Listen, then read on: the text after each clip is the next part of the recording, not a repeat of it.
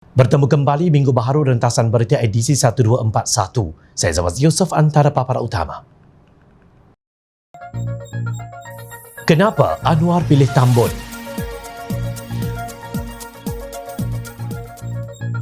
Sakau 42 juta ringgit milik SRC bukan satu mudarat. Nampaknya PBM sedang menuju kehancuran. Pelik sungguh cara bersatu selamatkan negara.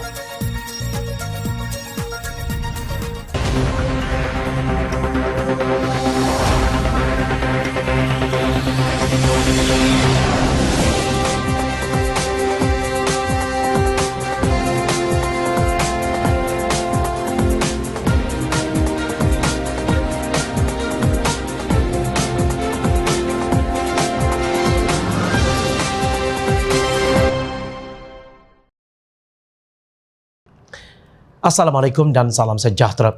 Presiden Keadilan Datuk Seri Anwar Ibrahim berhijrah ke kerusi Parlimen Tambun bukan untuk melancarkan peperangan peribadi dengan Timbalan Presiden Bersatu Datuk Seri Ahmad Faizal Azumo. Langkah itu juga bukan semata-mata satu strategi politik untuk menjadikan Perak sebagai batu loncatan menjadi Perdana Menteri. Anwar mengajak pengundi Tambun menyemak rekod perkhidmatan beliau sebagai Ahli Parlimen di Port Dickson dan Permatang Pau untuk menilai apakah perbezaan antara calon Pakatan Harapan, Barisan Nasional atau Perikatan Nasional. Sekarang Tambun nak ayak ke ayo. Saya anak Pulau Pinang, betul. Kemudian 7 tahun di Kuala Kangsar. Kemudian 2 tahun tahanan ISA di Kamunting. Kes tolong petani miskin di Kedah. Katanya dalam program Jelajah Mega Harapan 2022 di negeri Perak baru-baru ini.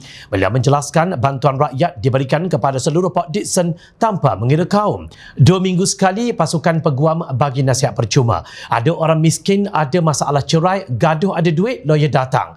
2 bulan sekali ada rombongan pasukan perubatan percuma di Port Dickson. Menang 20 November ini bagi sebulan. Kemudian kita mulakan program ini di Tambun yang belum pernah dilakukan di sini. Tambun ini saya tengok luar biasa potensi dan cantiknya. Jika majukan pusat pelancongan di Tambun, bagi saya peluang, saya akan buat Tambun menjadi pusat pelancongan utama, tegas beliau. Dan kita telah buat 2 minggu sekali pasukan peguam bagi nasihat percuma. Kerana ada orang miskin, ada masalah. Kadang masalah tingkah cerai, kadang masalah harta pusaka, kadang masalah gaduh. Nak cari lawyer, tak ada wang. Kita 2 minggu sekali datang untuk bantu yang miskin. Kemudian sebulan sekali, rombongan pasukan perubatan. Ada yang pakar mata, ada yang pakar-pakar perubatan. Kerana saya kawan yang menyokong ramai. Ini bukan wang kerajaan ni. Mereka bantu.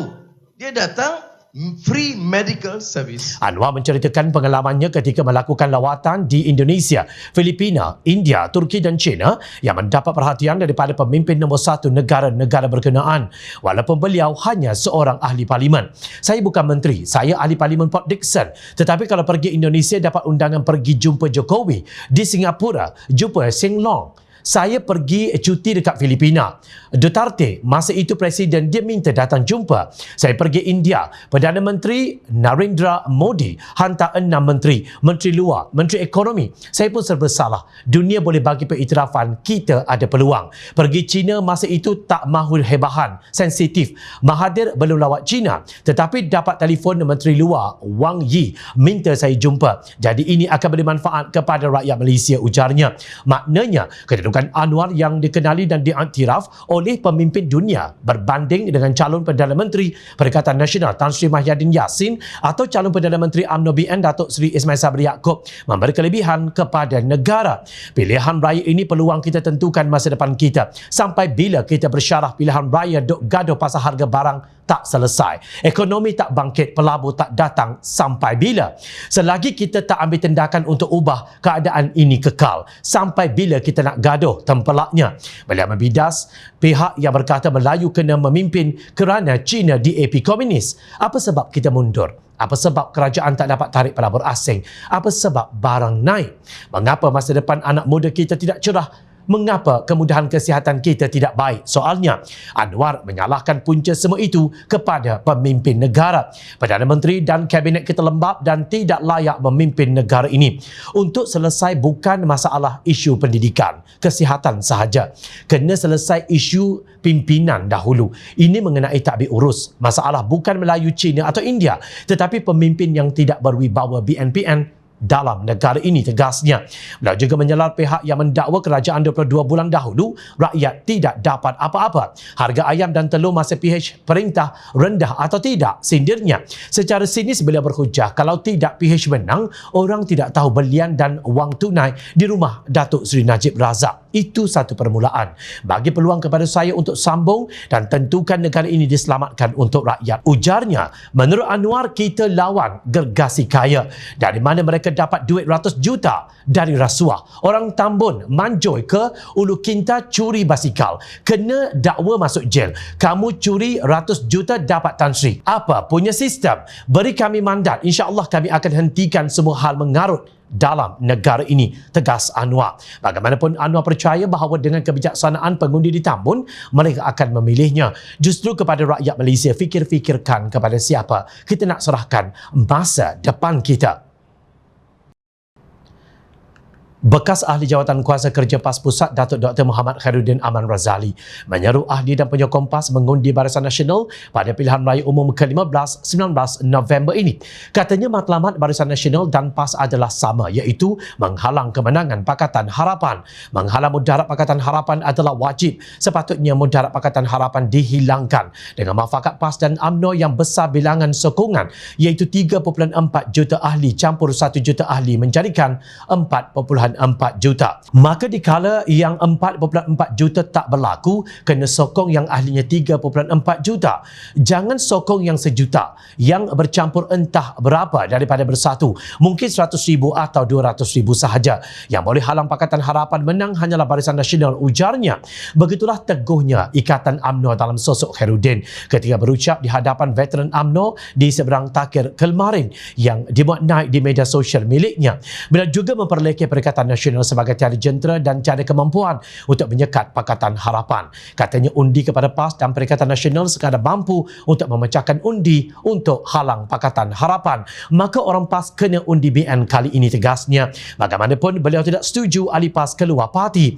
Tidak perlu sampai ke tahap keluar dari PAS, kekal sahaja dalam PAS. Cuma untuk pilihan raya umum ke-15 nanti, ahli dan penyokong PAS perlu mengundi calon-calon BN untuk kemenangan. Demikian istiqamahnya Khairuddin dalam memberi kuasa kepada UMNO sehingga sanggup menghasut ahli PAS supaya mengkhianati parti mereka sendiri dengan mengundi calon UMNO. Beliau juga mengaku bahawa beliau terlibat secara langsung dengan proses merealisasikan penyatuan dua parti Melayu Islam sejak awal sebelum Barisan Nasional tewas pada pilihan raya umum ke-14.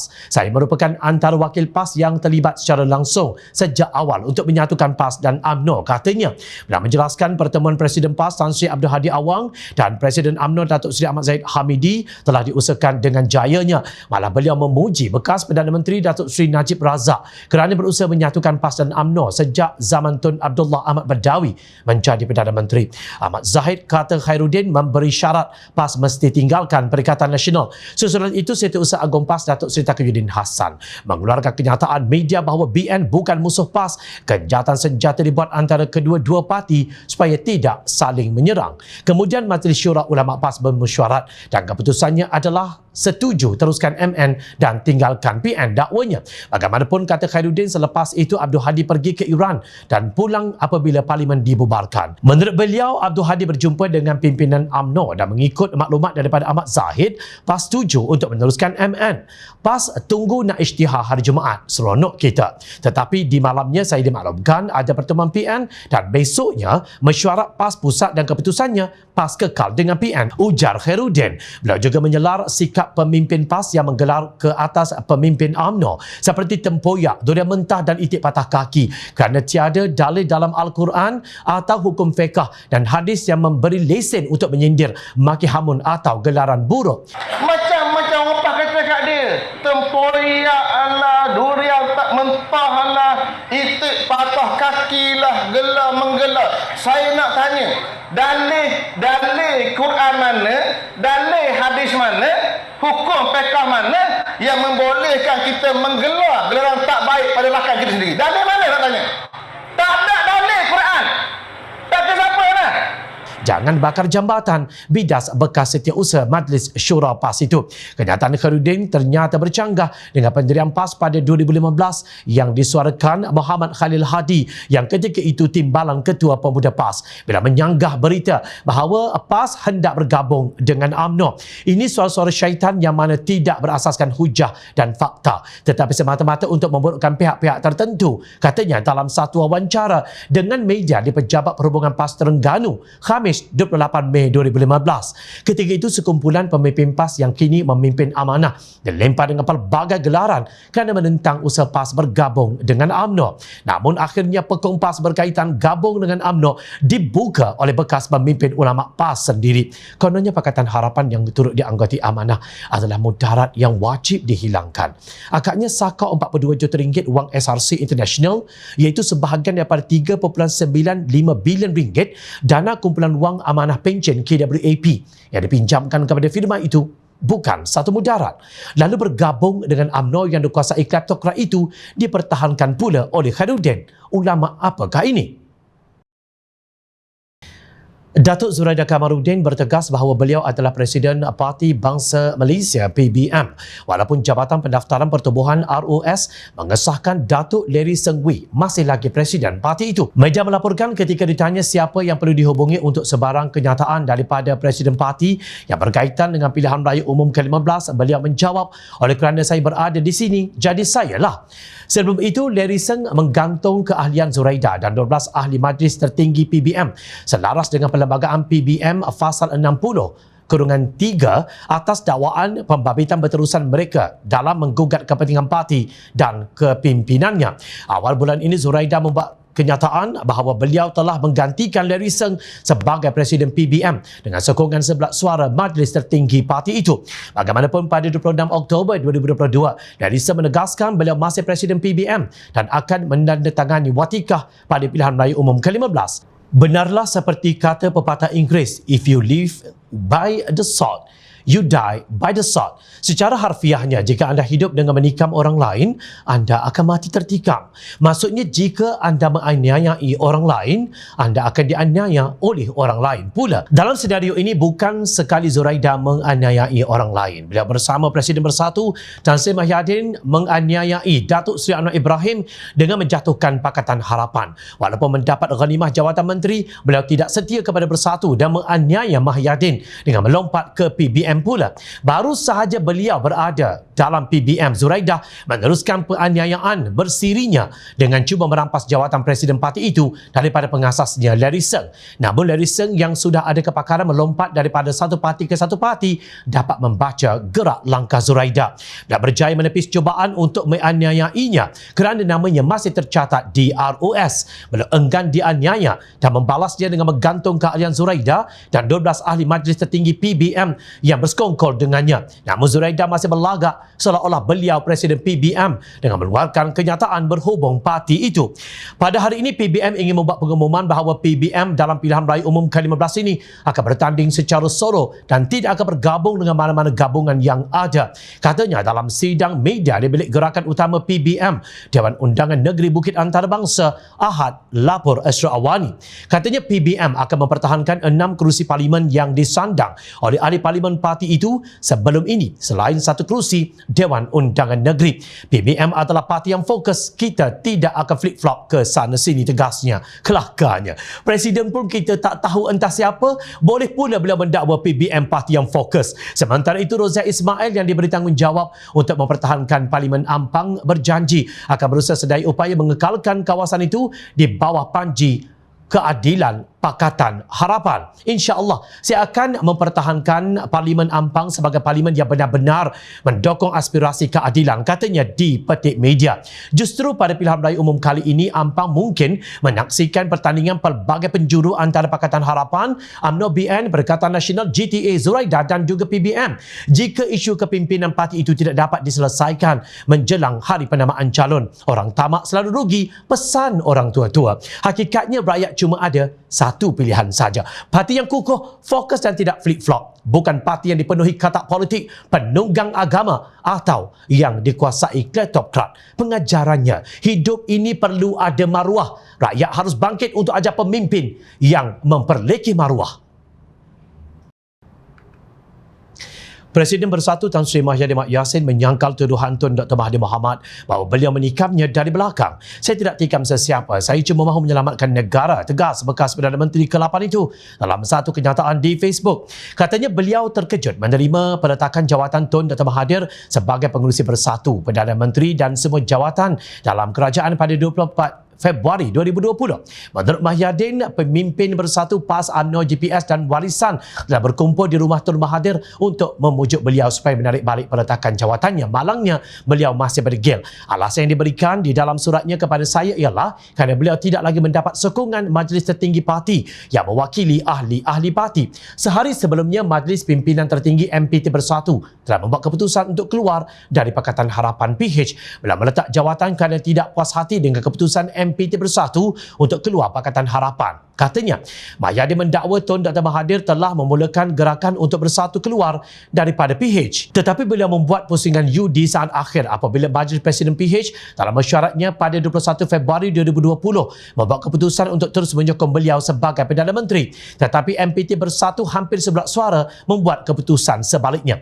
Keputusan ini dibuat kerana memikirkan Bersatu semakin kehilangan sokongan orang Melayu akibat tindak tanduk beberapa pihak di dalam PH, terutamanya parti DAP yang dilihat gagal menjaga sensitiviti orang Islam dan masyarakat pelbagai kaum di negara ini. Demikian kononnya, kata Mahyadin. Beliau mengaku ada cadangan daripada Presiden PAS Tan Sri Abdul Hadi Awang dan Presiden UMNO Datuk Seri Ahmad Zaid Habibie untuknya menjadi Perdana Menteri ketika itu. Saya tolak pencalonan itu kerana keputusan parti ialah untuk menyokong Tun Mahathir. Katanya, bagaimanapun malang bagi Tun Dr. Mahathir kerana sebahagian besar ahli-ahli parlimen yang menandatangani akan bersumpah menyokong beliau sebagai Perdana Menteri telah menarik balik sokongan kepadanya. Menurut Mahyadin dalam tulisannya, negara pada masa itu terumbang-ambing kerana tidak ada seorang pun dalam kalangan ahli-ahli parlimen yang mendapat sokongan majoriti ahli-ahli parlimen lain untuk dilantik sebagai Perdana Menteri. Pada ketika itulah saya sekali lagi didatangi oleh rakan-rakan dalam parti PAS dan UMNO yang menyatakan sokongan kepada saya untuk dilantik sebagai Perdana Menteri.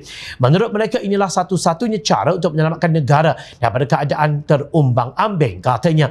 Mahyadin juga mendakwa Tun Dr. Mahathir bersetuju menyokongnya sebagai Perdana Menteri jika berjaya mendapatkan sokongan majoriti ahli-ahli parlimen. Namun begitu, Tun Mahathir membuat pusingan U sekali lagi apabila beliau mencalonkan dirinya sebagai Perdana Menteri untuk berlawan dengan saya. Adakah saya menikamnya dari belakang? Adakah saya khianat? Soalnya, adakah kalian percaya cerita Mahyadin yang cuba menyucikan dirinya daripada label pengkhianatan ini? Dalam satu ceramah penyatuan ummah di Dataran Warisan, baru-baru ini Abdul Hadi mengaku beliau menggerakkan usaha berunding dengan Mahyadin bagi menjatuhkan Pakatan Harapan. Beliau mendakwa ada komponen dalam Pakatan Harapan yang bersikap anti-Islam dan secara terang-terangan menolak usaha Kelantan untuk memartabatkan perundangan Islam. Abdul Hadi juga mengaku langkah Sheraton bertujuan menjatuhkan Pakatan Harapan selepas PAS beranggapan gabungan itu sedang berusaha menghapuskan hak keistimewaan Melayu kerana cuba meratifikasi Konvensyen Antarabangsa mengenai penghapusan segala bentuk diskriminasi kaum atau AISAT.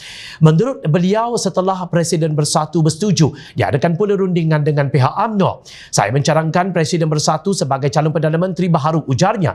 Lapor Harakat Daily 22 Oktober 2022. Hakikatnya, langkah Sheraton bukan usaha untuk menyelamatkan negara, tuan-tuan dan puan-puan sekalian. Ia adalah usaha yang menyebabkan negara terumbang-ambing dan tidak stabil sehingga kita mempunyai 3 Perdana Menteri dalam satu penggal. Puncanya kerana takut Datuk Seri Anwar Ibrahim mengambil alih jawatan Perdana Menteri. Jika gerombolan ini kembali berkuasa selepas pilihan raya umum ke-15, percayalah keadaan yang sama akan berulang. Akibatnya Malaysia akan terus dipinggirkan oleh negara luar, khususnya syarikat-syarikat antarabangsa. Ingat, rakyat sentiasa memerhati. Teruskan bersama kami di Jom China dan layar reporter jomchina.net untuk mendapatkan berita politik tanah air. Saya Zamazi Yusof. Terima kasih untuk perhatian yang anda berikan. Assalamualaikum, salam sejahtera, jumpa lagi.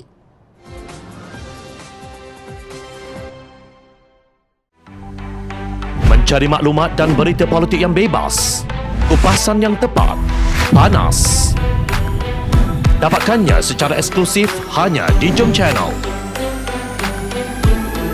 Komitmen kami, Rentasan berita Isnin hingga Jumaat. Berbicara dan isu semasa kami garapkan secara langsung. Panel-panel berkaliber dan profesional. Interaktif, pandangan anda kami raikan. Jangan lupa bersama kami di setiap hujung minggu dalam edisi khas mingguan. Jom channel, moving forward, sharing a new experience.